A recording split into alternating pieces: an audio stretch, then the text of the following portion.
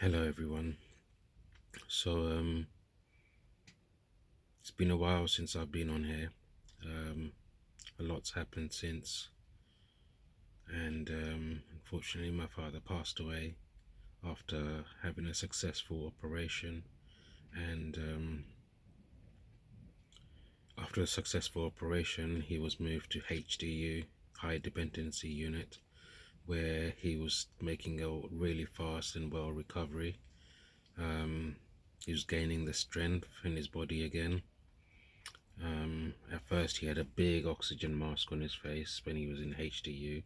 Then they put a oxygen pipe into his nose, and he was getting the oxygen through that way. And they said that they didn't have any beds available in the wards at the time. Otherwise, they would have moved my father from HDU into a ward a day or two sooner. But because they didn't have enough beds available, they kept my father on monitoring in the same department as where the operation theatre was, because he's had his major bowel cancer operation, which we only found out about 3 weeks ago, that he's actually been diagnosed with bowel cancer. They found a small cancerous spot in his bowels, and they said if it doesn't get operated on and taken out within the next 2 months, then from 2 months onwards up to 6 months time, the cancer will start to spread and spread into his bones and then into his organs. And then they said that then if that happens, then it will be really difficult to treat the cancer, or cutting anything out, try to cut anything out to remove it. That would be very difficult. And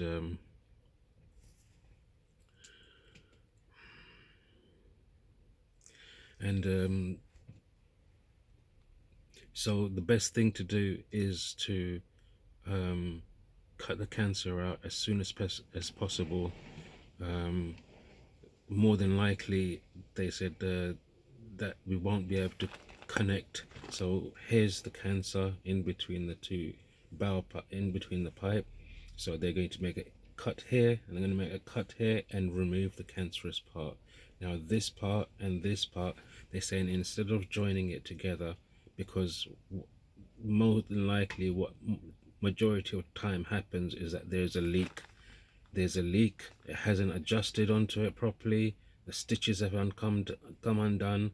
Then if it leaks and there's leakages into his system, then that will cause infections and other health issues.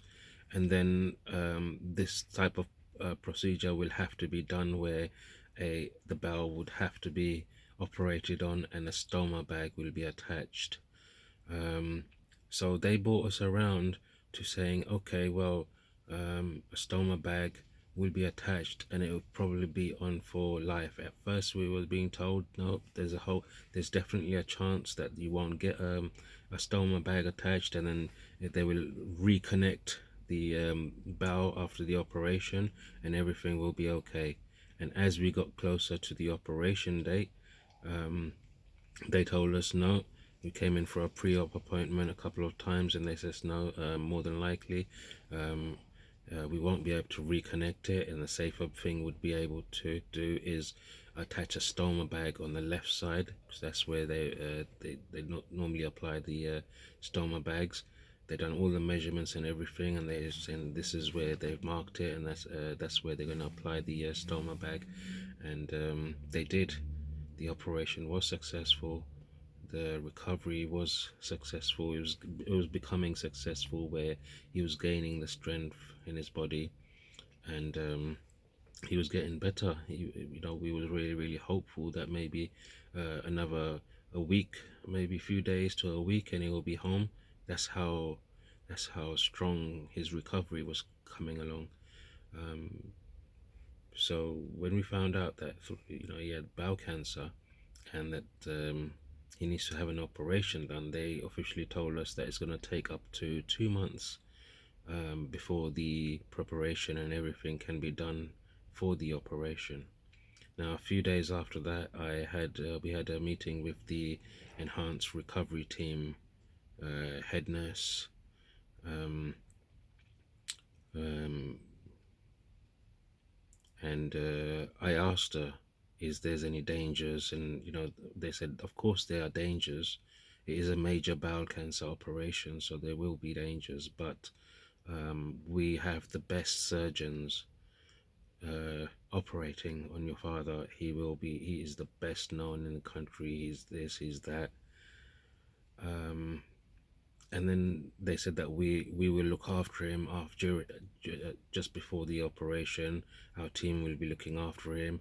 I will be there, or my colleague will be there, they said, and they will be looking after him. Don't worry, everything will be taken care of. He will be well cared for, and don't worry, he will make a nice recovery. So um, this was what we were being told. And I said, I asked them, I said, is there any, I use cannabis for my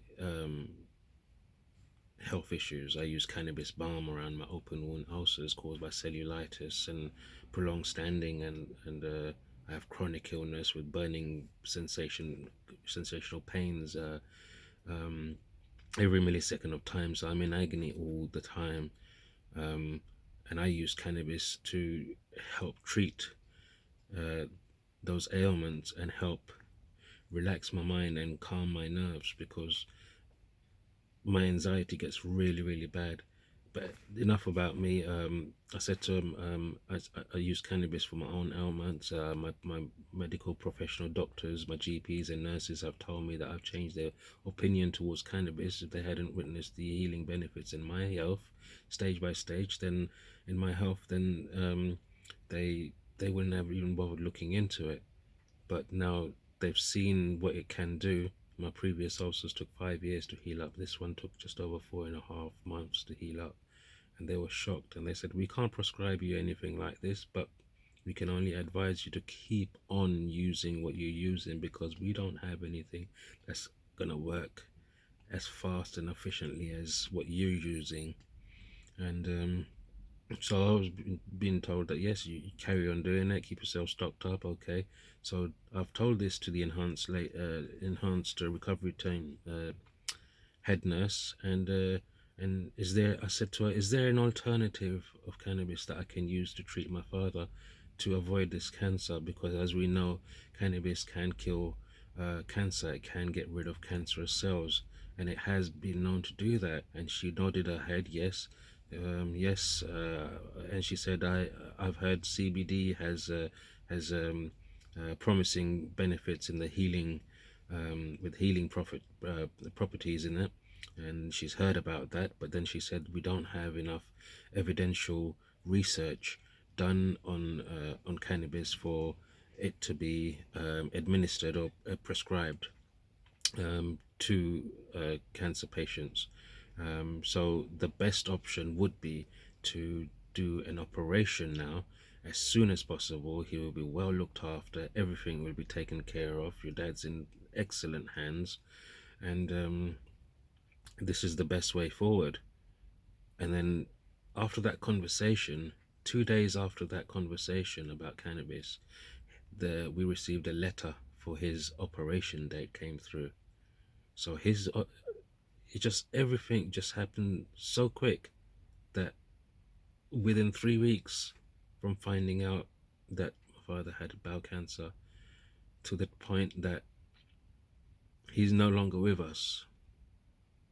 And and when we received the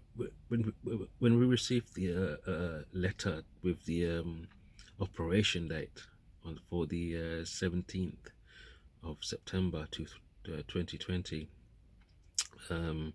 it was a Thursday. They said they only do the operations on Thursdays.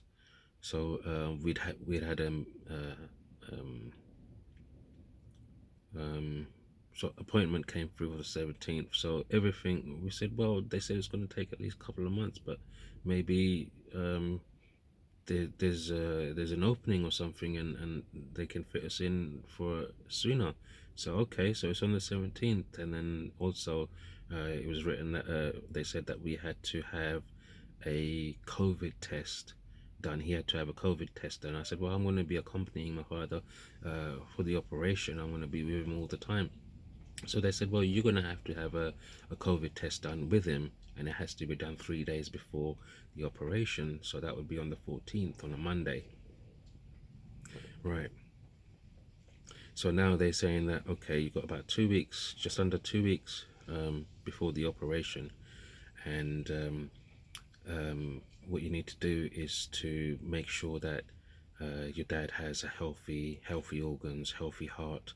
We know he's had a bypass, so he's had a long, he's got a long scar all the way down. It was a longer operation, and he survived that. He was a survivor from many operations, and that he's had a bypass, and so 14th we'll have to have the COVID test done, and the 17th is when the operation is. Um, yeah, so he has had a bypass, so he's got a big scar there, and I asked him, what if he's gonna be operated on, where are they going to make the cut to um, do the operation, because he's had a bypass, so he's already got a big scar down here. And if you're gonna cut, they said they normally cut from the belly button downwards. So I said, if you're gonna cut from there, it's gonna be a whole line going straight through.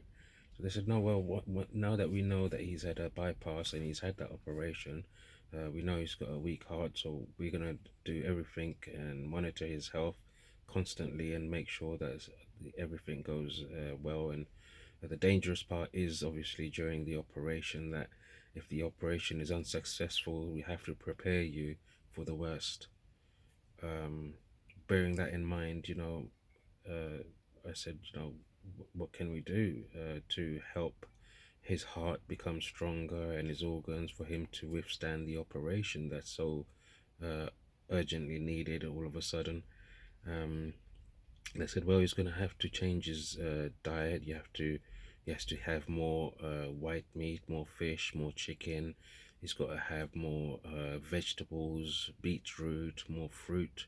He has to go for regular exercises like walking. He has to take deep breaths like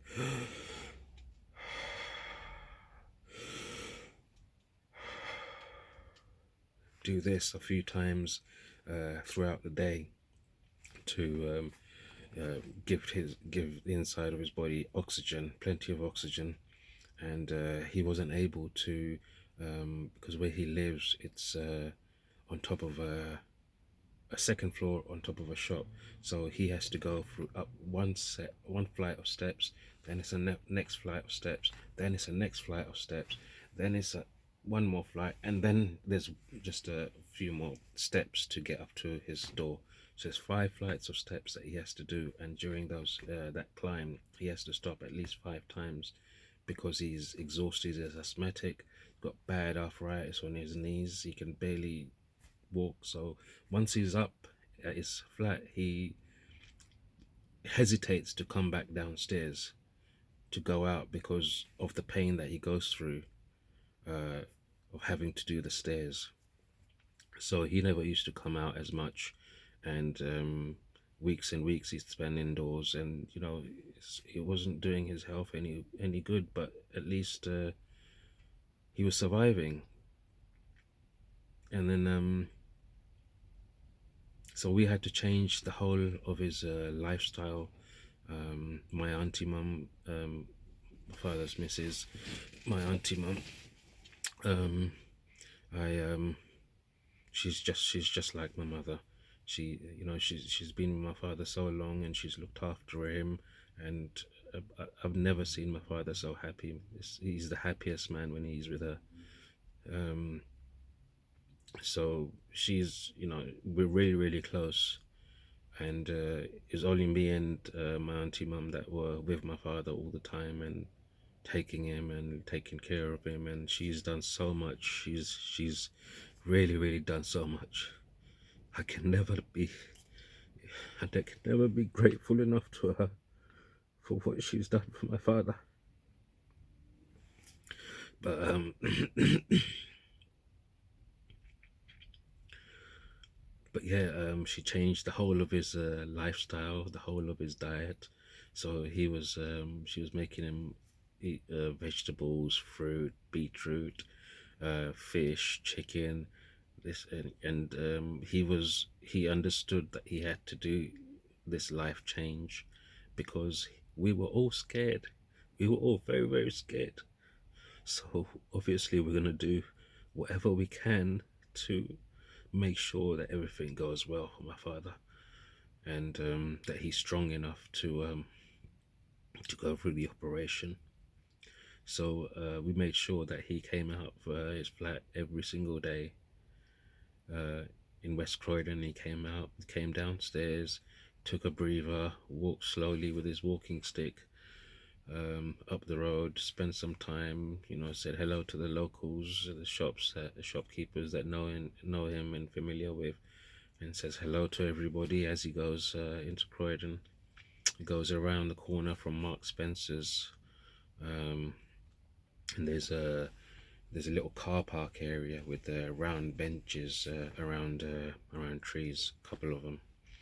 So he goes and sets, he goes to Sainsbury's first. He picks up a loaf of bread, and then he goes and one pack of bread Auntie Mum brings. So he takes 2 packs of bread and 2 loaves of bread, and he goes to the around the Mark Spencer's bar to the sit onto the benches, and then he breaks up the bread and he feeds the pigeons there. And he really liked feeding the pigeons and looking after them. At least he's it's like doing a charitable deed to feed animals. And it's he pushed himself. He pushed himself, and we helped him um, as much as we could to build up his strength. He's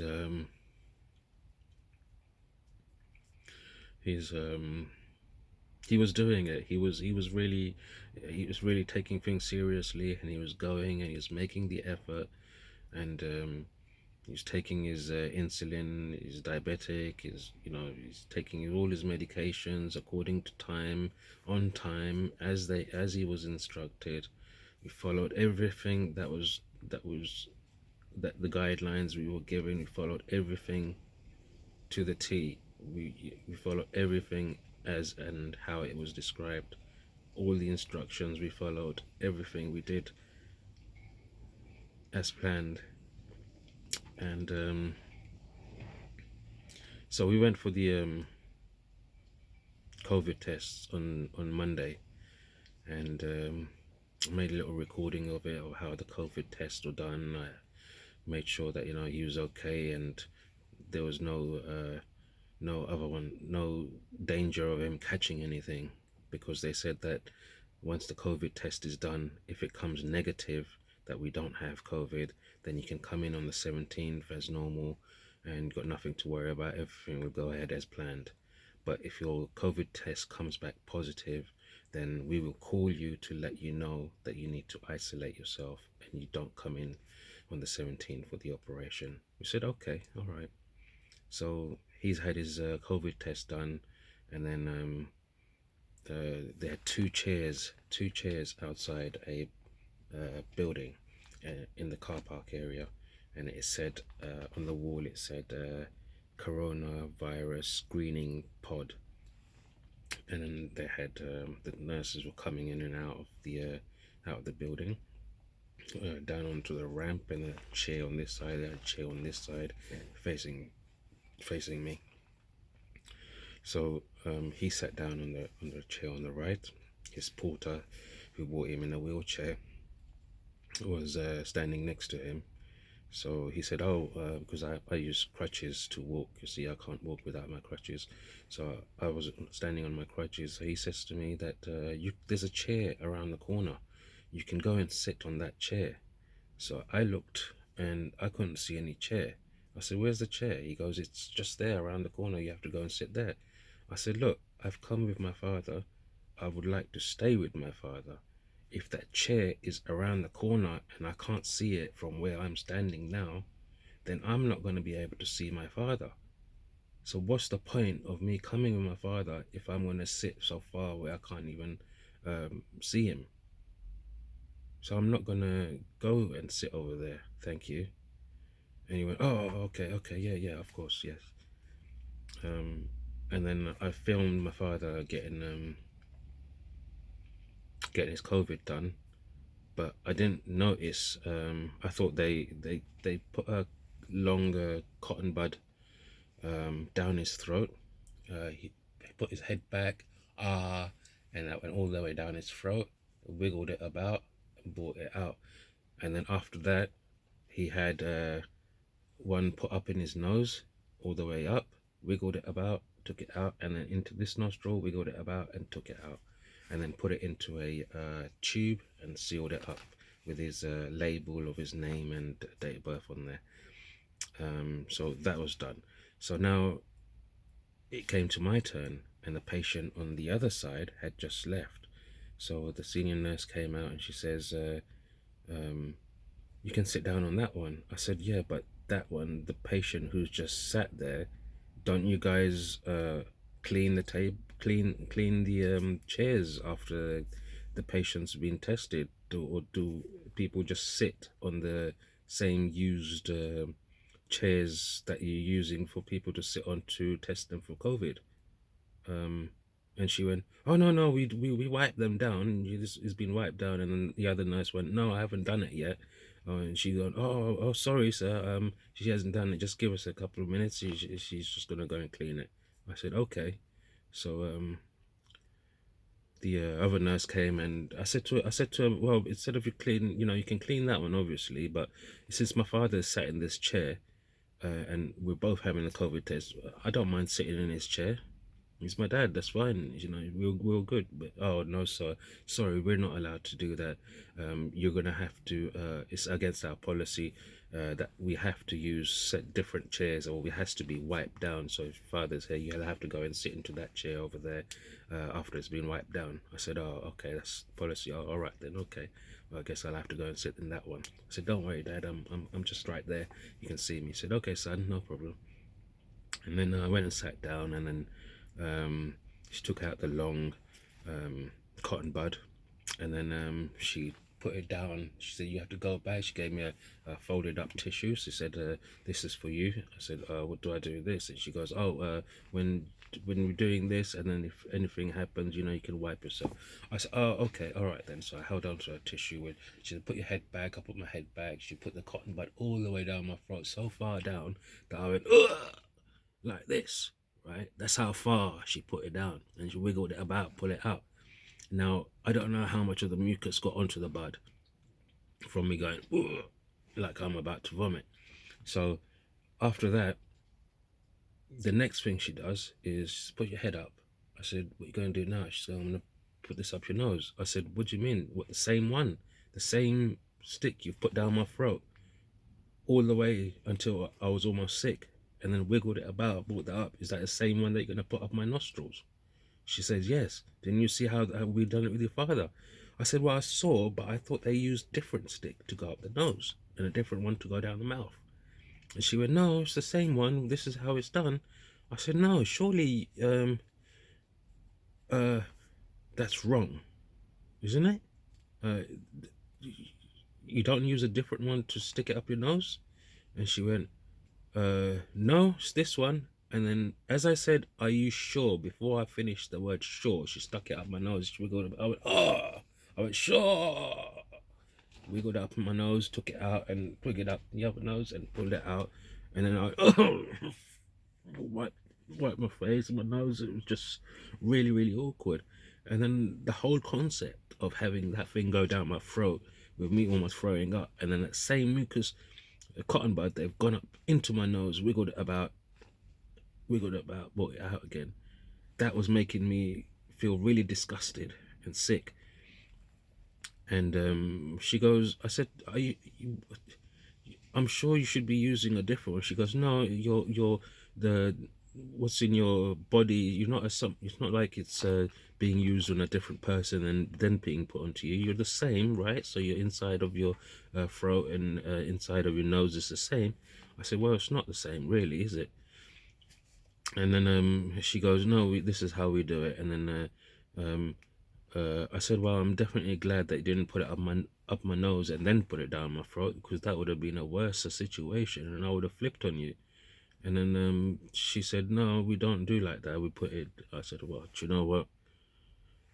I didn't know that I was going to expect to this was to happen. Otherwise, I would have had questions and concerns before having this done. But now it's done. It's too late. So let's hope everything comes back negative. So obviously, then we started the journey back towards the reception. After that was done, and then from there, you know, we got back to Croydon, and then I said, Dad, you know what? Do you want to go and feed the pigeons? He said, yeah, that's what I want to do. Let's go and feed the pigeons first, and then I will come home and relax. And then I said, are you sure? You just had the COVID done. You know, you must be tired. He said, no, no, I don't want to come out later, but the pigeons must be waiting for me, and you know, I do that every day. And I feel that I need to go and feed the pigeons. I said, okay, Dad, that's all right. I'll come with you, and I'll be with you all the time, and I'll make sure you get in home okay as well. And then we went there, and I said, Dad, you know what? You must be hungry because we haven't eaten. So let's go to the burger shop just before we feed the pigeons, and I'll buy you a meal. So we went there, and then um, I said, Dad, what would you like? He goes, no, no, son, I'm not hungry. I'm not hungry. I said, you must eat something, Dad. Please eat something. And he said, no, it's all right, son. If you know, you get your meal, and then I'll have some of your chips. Because I need to have chips. I need to have my insulin. And I said, okay, Dad, don't worry. What would you like to eat? I said, just chips, thank you. He said, I said, all right, then I'll order, place my order. I placed my order now, and I've come and sat down, and we start discussing things, and I said, "Don't worry, Dad. Everything will be okay." He was, you know, he said, "Fine. Am I gonna make it through this?" I said, "Don't worry, Daddy, you're okay. You're a strong man. Look, you've been Mr. Karachi. You bodybuilder in your early days, a weightlifter. So you're a strong man. You've had a bypass. You've had a big surgery, 12-hour long surgery. You made it through that. You're a fighter. Don't worry, Dad. This is just a minor operation. Nothing's gonna happen. You'll be fine." And he said, okay, okay, nothing to worry about. I said, no, Dad, nothing to worry about. Don't worry, everything will be okay. So we ate there, sat down, ate. He had some chips. I said, no, Dad, have some more, have some more.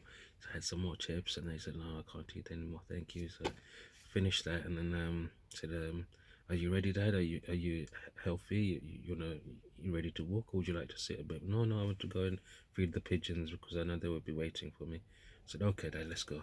So I walked with him around the corner and up to the benches, and Dad, I said, okay, you feed the pigeons, and I'll make a little movie of you, and then you can give shout out to people's, family and friends. And he goes, yeah, I want to do that. I was going to ask you to do that. And I said, look, see, we both think alike. So he started feeding the pigeons, and the pigeons start coming, and then held my phone and I started making recordings of him and feeding the pigeons, and then he's calling every family members' names, friends' names, and he's telling them, I've just had my COVID test done, and in 3 days on the 17th I'm going to have my bowel cancer operation, so please pray for me and make best wishes for me, and hopefully I will see you after the operation is successful. Don't worry. Everyone said that everything's going to be okay.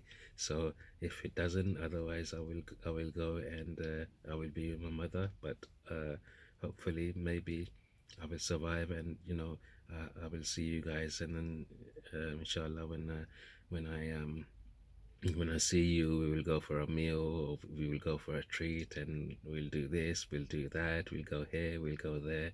He did that. He was really, really, happy and joyful person, happy go lucky. Um, always like talking nicely about everyone, and um, trying to push for goodness, and anything that he sets his mind on, he said he has to do it, has to do it. He doesn't let go until he completes that task. Very determination. He was full of determination. He was a man of rules and pride.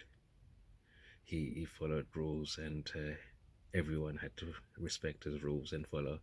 So I love my daddy. I do, really, really do. Miss him now. Wish he was still here. But so done that. I took him home, went up the steps and that, and just sat with him for a little while. And then he started feeling sleepy. I said, "All right, Dad, you okay?" And Auntie Mum should be home soon, so everything will be all right. And then he says, "Go on, son. You have to go. You know, you have to take your medications. You have to rest. You've been on your feet all day." Just I said, "Don't worry, Dad. I'll put my feet up here and I'll sit with you for." So we both sat down and just relaxed for a bit. And then yeah, an hour or so after that, I said, "That okay, Dad, I've got to go. Got to um, get my medicine and everything." So Dad said, "Okay, don't worry. You know, I'll be all right. Let me know when you get home." So I got home. I phoned him. I said, "Are you okay, Dad? I'm home now. Just to let you know I'm home. Everything's all right." Okay, yeah, he said, "Yeah, Auntie Mum's here now, so everything's all right. She's gonna do some cooking and everything. We're gonna have something to eat." I said, "All right, Dad. Make sure you know you're okay. And if anything, just give me a call if you need me anytime. It doesn't matter day, night. Don't think that you know you have to wait for a certain time to call me. You can call me anytime. My phone is always with me, always on. So I'll be happy to speak to you." So he said, "Okay, son, thank you." And then so we got ready. We get ready for the operation now, and brought him into the operation on the 17th early morning, and we've taken him to the part where we need to for the operation. At first, they was giving us issues. Um, Sorry, before the operation, we've seen we've had an appointment with the enhanced recovery team specialist, the team there who was gonna support his well-being before the operation and after the operation, and attach the stoma bag and maintain, show us how to maintain it, how to clean it, how to look after it, how to change it and everything. So we had the full detailed appointments with the stoma nurses, with the enhanced recovery team specialists. We've had the appointment with the anesthesiac, the people who insert the anesthetic injections. One was going to go into the front, and one was going to go into his back, into the spine. Um, and then after that, the also spoke to the surgeon, the two people who was going to be there, the main surgeon, Mr. Saeed Mohammed, um, and the enhanced recovery team specialist, the big lady, the lady my father called Wrestler. It was funny. Her name was Georgia. So Georgia is the one that I asked about the cannabis treatment when we was having a conversation, when we was waiting outside to be seen by the stoma specialist. We had a brief chat. So her name is Georgia, and because she's quite healthy and tall, my father told her, "Ah, you look like a wrestler," and she started laughing. She said, "I do nobody has ever said that to me." I said, "Yeah, you should be doing wrestling." So so that's how we we giggled that part off. Um, so yeah, we've met everyone from the team that's going to look after him, the team that's going to attach the stoma bags, the team who's going to be applying the anesthetic into him, and the team that's going to be operating on my father. So we've met up with everybody. We've had detailed questions and answers and information and guidelines and everything. Yes, everything is going to go fine. So he has his operation now. It's supposed to be taking 3.5 hours, but it's actually taken 5 hours plus, a lot longer than we expected. But it was a successful operation, and we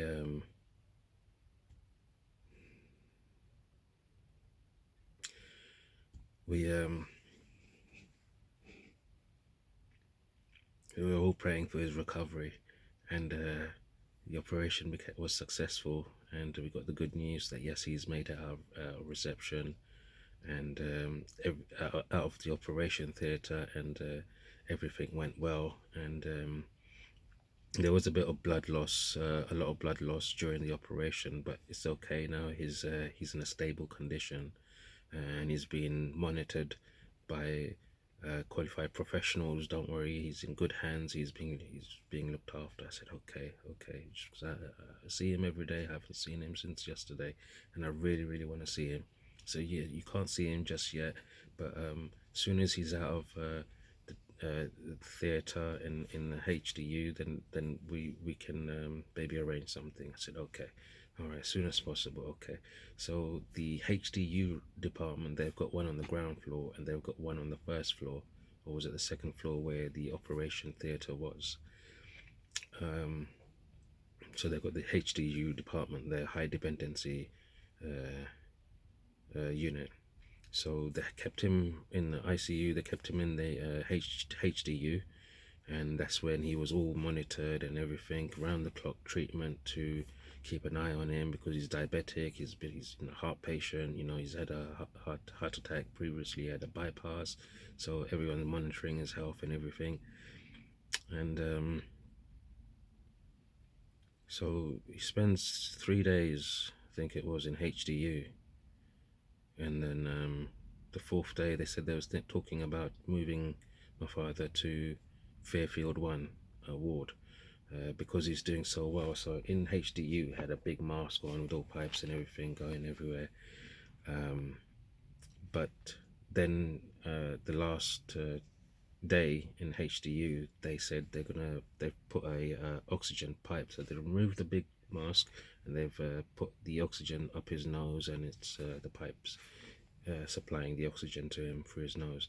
So they said to me they're going to leave him on this oxygen for 24 hours and monitor how he gets on with with with this way of having the oxygen taken in through his nose. And if he's still stable and still recovering, then that will indicate to us that he's ready to be moved to a ward. I said, okay, so that means that yes, he's recovering, and he's recovering really, really well and quicker than they expected, and he will be ready to move soon. So I said, okay, all right. So every time I go to see my father, he's got that in his mind that he's going to be moved. So he's saying, oh, they're going to move me. So he's still very confused and still very dazed. You know, at first he was, we could see his eyes when he had the mask on. He was trying to talk, but it was just, we couldn't understand, and he couldn't understand us. So we said, don't talk, Dad, but you know, we're here for you. And he's moving his eyes and he's telling us yes, he understands, and you know, he's nodding his head and he understands, yes. So that's how we knew that he was okay, and he was responsive to our communication, and he was getting better. And then yes, they applied this, and 24 hours went past, and then they informed me yes, that they're going to be moving my father into a ward the next day. So the day before, I had my dad saying, oh, they're going to move me soon, they're going to move me. I said, don't worry, Dad, they will let us know when they move you. Don't worry, it's okay. So they're only moving you because you're doing so well and you're recovering really, really well. See, that's my strong dad, aren't you? You're my strong dad. Don't worry, you'll be all right.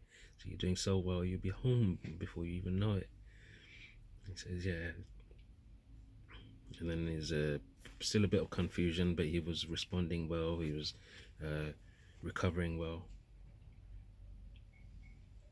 So the day came when they wanted to move him now. So my auntie mum was with him during the daytime, and because they're allowing both of us to visit him, but taking it in turns, like 15 minutes, 10, 15 minutes each time.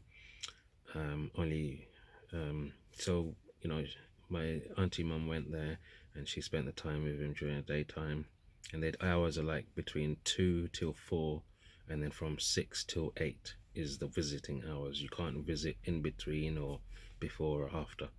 So now he's saying, oh yeah, they're going to move me. I said, don't worry, Dad, they will move you, they will let us know.